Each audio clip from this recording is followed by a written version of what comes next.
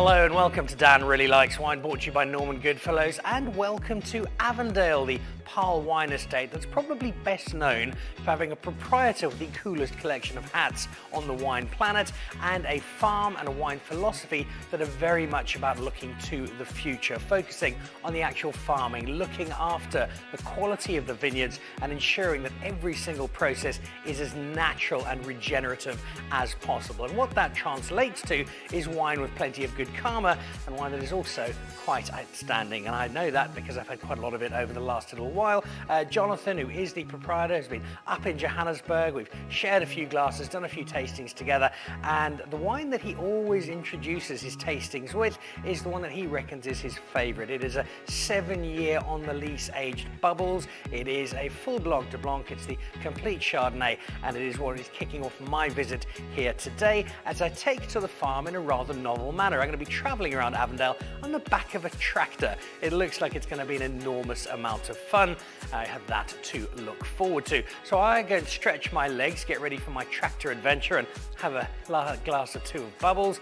Let me take you to a slightly different part of the winelands, out to the Swartland, and a young guy by the name of Jasper Wickens. You've probably seen Jasper on the show before, worked previously for Adi Badenhorst, and now with the Swerver label is making a real impact as a winemaker in his own right. But it's not just wine that he loves. He learned something from Adi beyond just the art of getting grapes into bottles. He also shares a love of vinyl with the great Mr. Badenhorst, and so we asked Jasper to introduce us to his collection and to show off how wine and music can go beautifully together.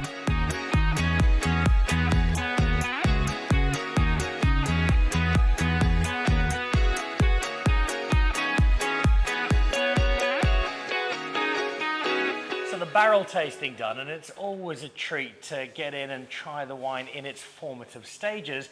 But when you come out to Swerver, the wine has got some serious competition, because there is also one of the great, not just Swartland, probably great South African vinyl collections from somebody who's a music fan first, I suspect, and a wine fan second. Jasper, lovely to be out here. Finally, we've made it out to come and see you and see your wine, but also discover this extraordinary love of music. Finally, yeah. No, there's always been a love for music for me, and the vinyl.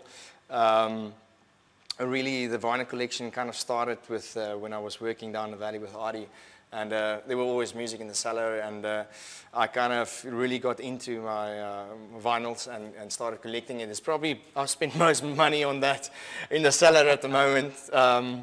If it would burn down, I wouldn't worry about anything else in my vinyl collection. So leave the kids and wife behind. Leave them. This is the and it still eats most of my money, but it's great to have. It's always good to have a vibe in the cellar, you know. I have bluesy Mondays, and I've got reggae Fridays, and there's some Sunday music as well when you do a pump over. So yeah, no, I love my blues, love my rock and roll, love some reggae.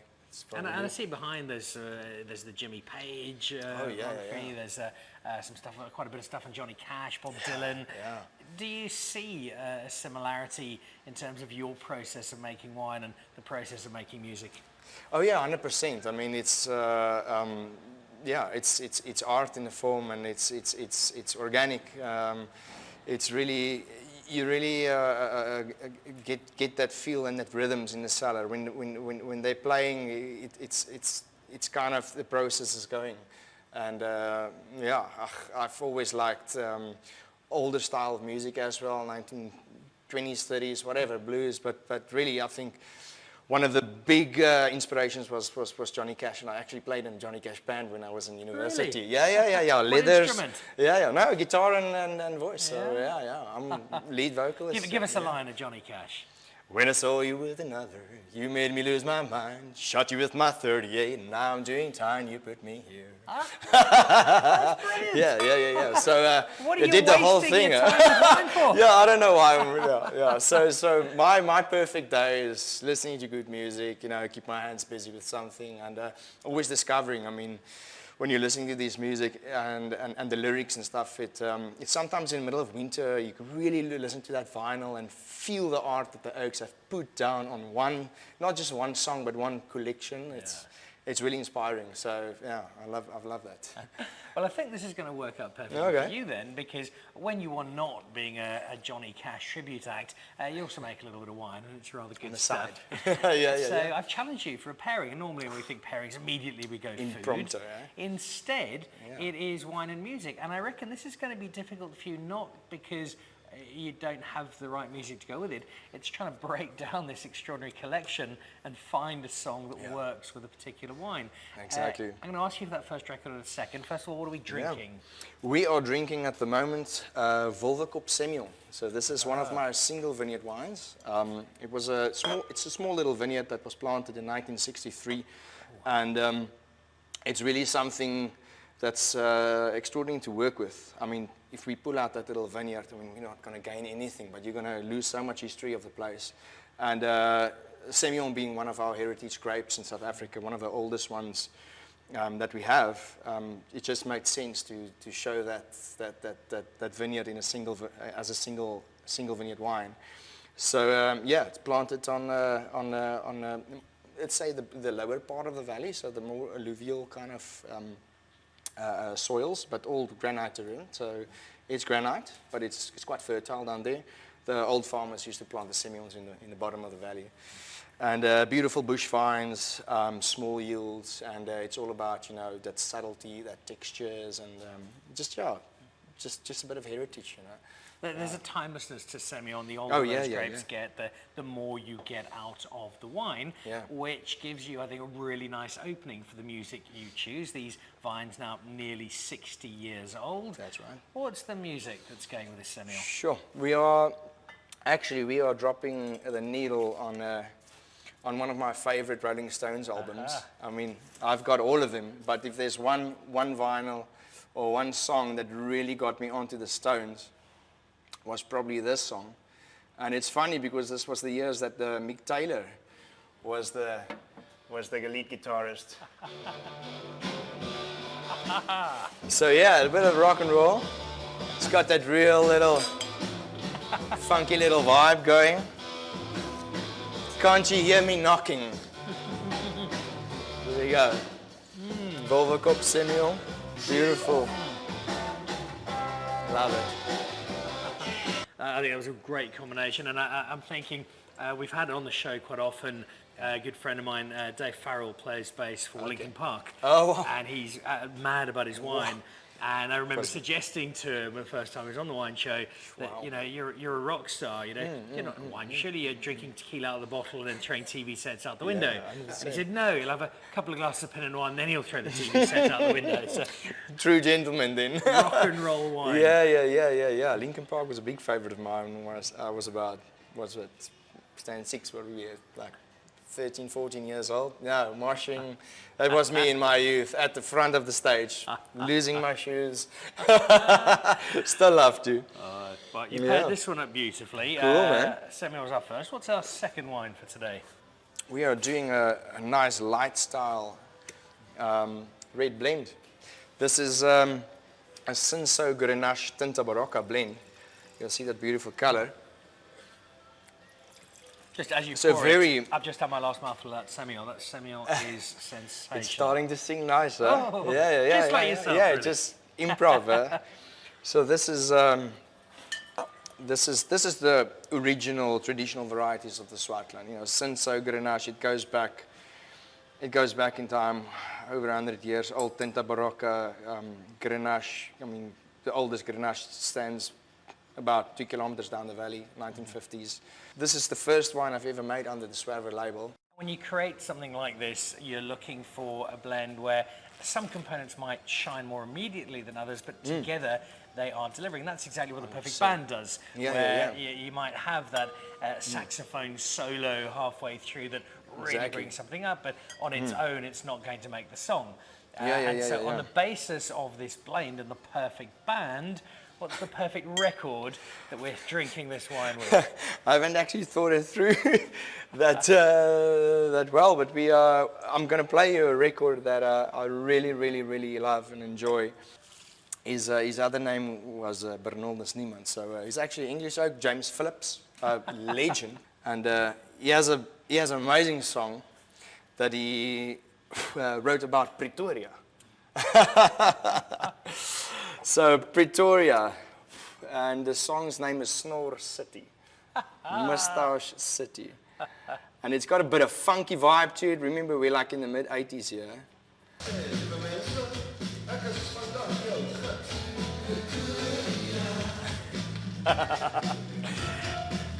One of my favorite vinyls. Yeah. That is such a, and this is actually inspiring me, because if you've got an Englishman called James Phillips who's producing Snore City and Pretoria, maybe my Afrikaans wine show is just on the horizon. You're on the brink of greatness, I'm sure. I love that. I love the rarity of it, because very rare. Some of my favourite wine is wine that is made from tiny little vineyards or very limited availability, and there's a really nice parallel there. That's exactly the parallel. Yeah, you called it. Yeah. All right, with two down, and I figure we could probably do 100 of these, but we're just can do so many. We're just going to do one more for now. What is our third and final wine? Sure, our third and final wine. It is a Semillon Gris, so a natural mutation of Semillon. It's a mutation that happened only in South Africa. So we've had this grape around for 300 plus years, and it basically, in that time, mutated and became something completely different. It started delivering red berries, and nowhere else in the world did this happen. So this was actually vineyards that was hand-selected and propagated by my father-in-law over like 20 years, and he planted the only vineyards like this in the world. And my very first take on this was actually to express all of that flavor and all of that difference really in one wine. So this is a full-on skin contact wine. We're getting geeky here, I know. So you can see there's a little bit of color from the grape itself, and you'll get some tannin structure, and you get like super aromatics here. You'll get that real orange kind of direction of flavors, and you'll get that spice of coriander and a lot of that tea kind of tannins and stuff like that. So a very, very popular wine in the East for me, in Japan. I'm famous in Japan. I'm big in Japan for this wine.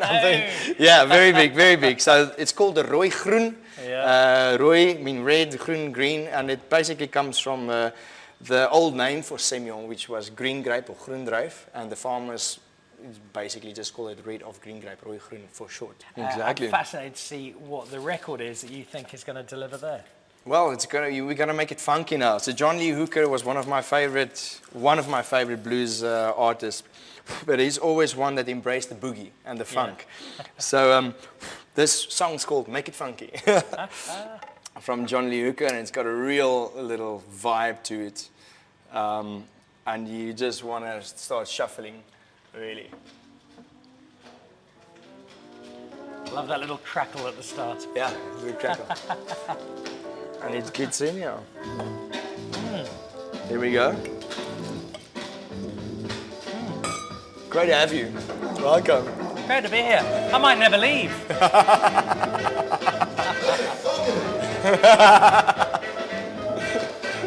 You love that, huh? Oh. Gotta have fun with it.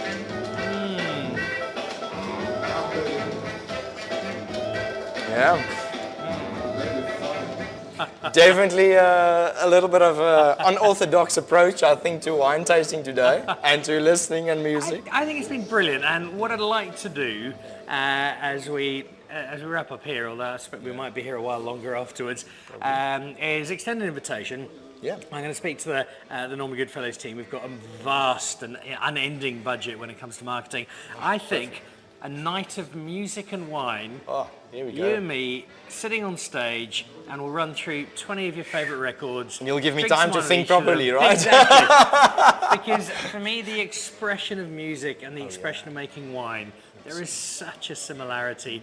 And what I love about you is that you're so passionate about both of them, and they've come together beautifully today. Yeah, so perfect. Thank you for that. Yeah. Let's drink more wine and listen to more music together. Yeah, perfect. Thanks for coming. I loved your visit. Yeah. Cheers, guys. There we go. The wines of Jasper Wickens at Swerver, best paired with some old school vinyl.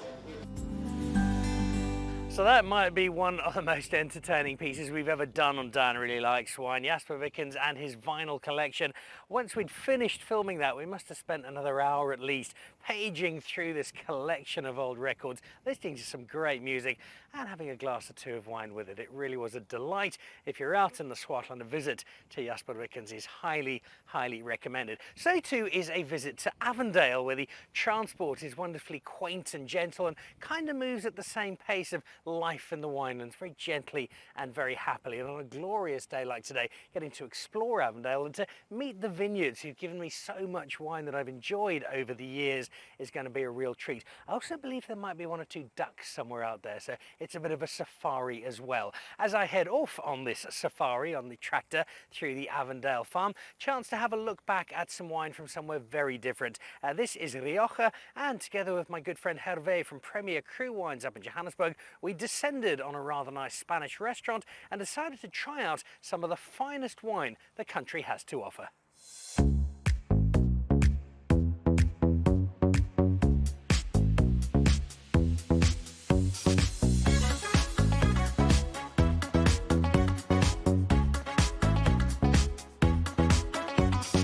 So normally when I'm hanging out with the best looking Frenchmen in the South African wine industry, it means we're drinking French wine and appreciating some of the great stuff that Hervé brings in through Premier Cru. But today Hervé becomes Javier because we're not drinking French wine. Instead, we're at La Boqueria, the home of Spanish food in Johannesburg, and drinking something, a Javier, that's particularly cool. And even as a Frenchman, this is Spanish wine that gets you excited.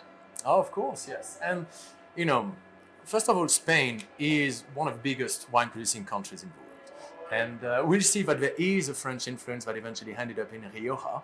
We'll talk about that story just in a bit. But obviously what we do is really about bringing wines from around the world to appreciate the differences, to appreciate the stories, to appreciate their terroir. There is no Spanish name for terroir, but or not that I know of in that sense, but it's really about explaining it, exploring it, and enjoying it. That's what it is. It's understanding where the wine comes from, what's the story behind it, and what makes it different, special, and appreciating the wines from all around the world.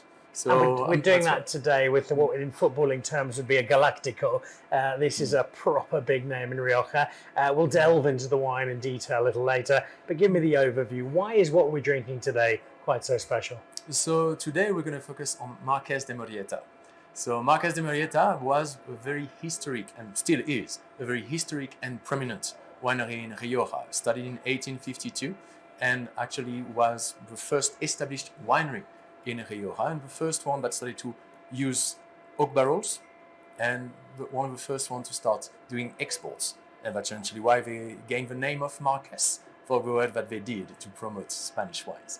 And up to today, it still has that link between tradition and modernity, where the 2010 Castillo Guy, which is one of the wines we'll be exploring later on, won Best Wine in the World by a Wine Spectator a couple of years ago, and the 2012, just released recently, just got voted Best Wine of Spain by the first taster to have enjoyed it yet.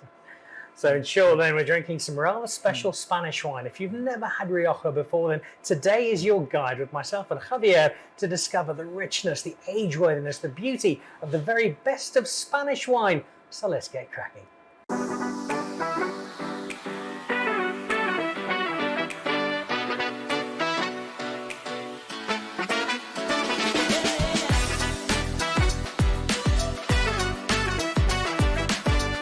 So the idea today is we're going to have the pleasure of enjoying the wines of Marqués de Murrieta. We've got our Chief Palabras Officer, as I like to call him today, Dan.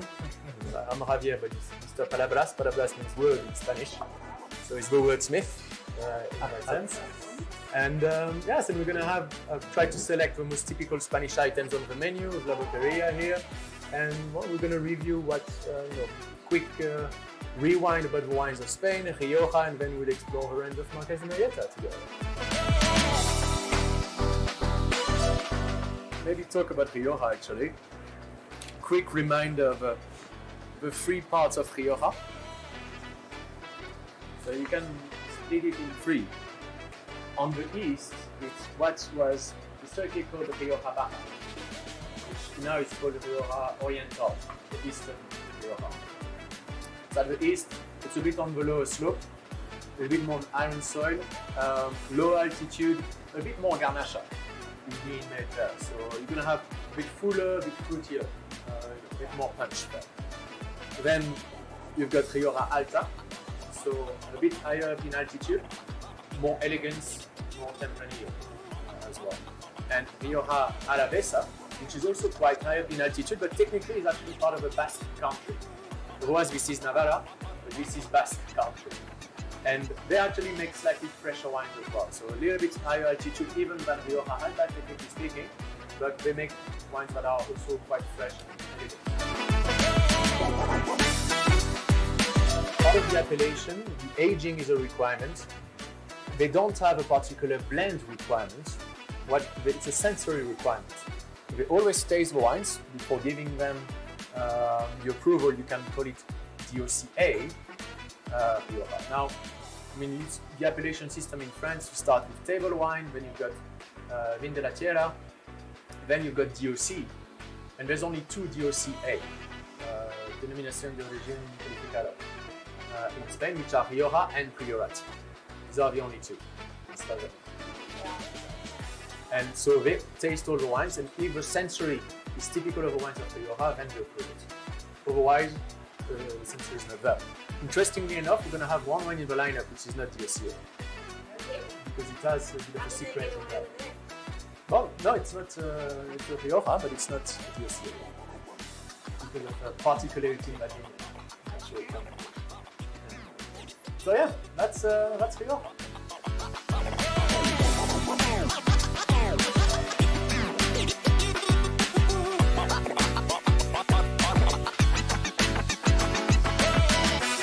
Oh gosh, we tasted a beautiful Pato Barantes, de Barantes, Avarenho 2018. So I think the past 5 years have been very good to this wine. We've learned a few things about acacia that I didn't know, but more than anything, I think that it's just the Spanish concept of tapas and good food and good wine. We've tasted some lovely Rioja, and I'm hearing that there might be more in store for South Africa in the future.